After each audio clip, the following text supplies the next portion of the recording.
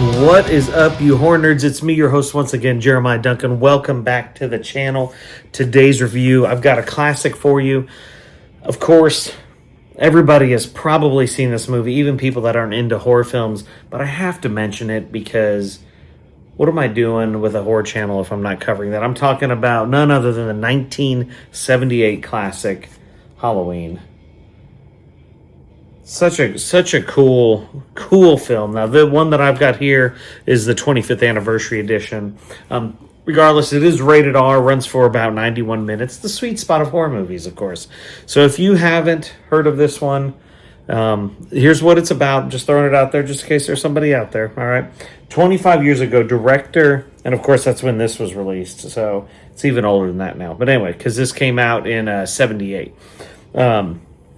25 years ago, director John Carpenter changed the shape of terror forever with the immortal story of babysitter Laurie Strode, played by Jamie Lee Curtis, of course, Dr. Sam Loomis, played by Donald Pleasence, and The Night That Michael Myers Came Home.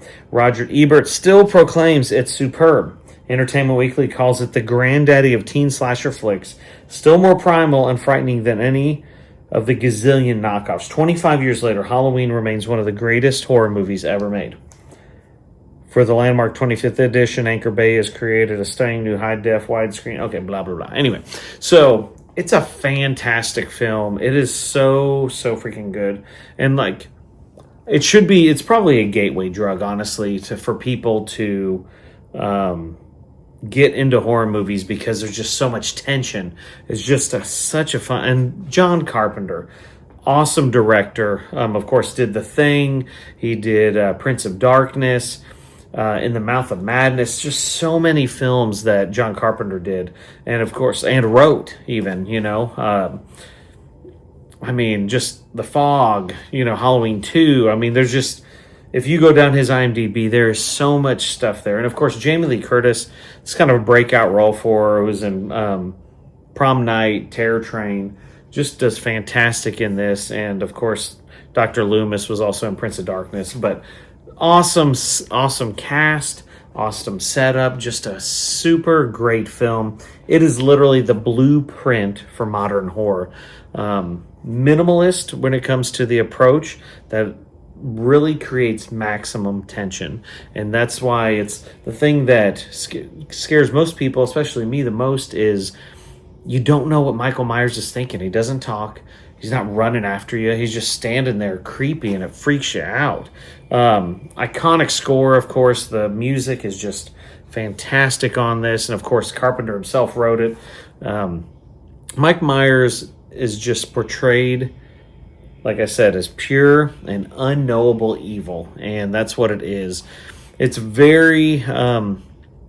restrained by modern gore standards, but still this thing hits because of the tension in it. Personally, the slow pace a lot of new people may not like if you're just not getting into horror movies, but again, you don't necessarily need the blood, the guts, the gore to really drive it home. Like, the tension in this is really what's amazing to this. They shot on a budget of like $325,000 or something, which back then was huge, but I think it's grossed worldwide like 20 million or something insane.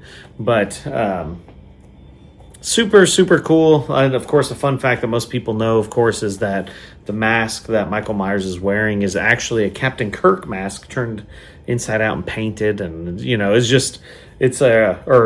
painted white, and it's so freaking creepy, dude. Loved it. Filmed in California. What can I say? It's the blueprint. I got to give this a 9 out of 10.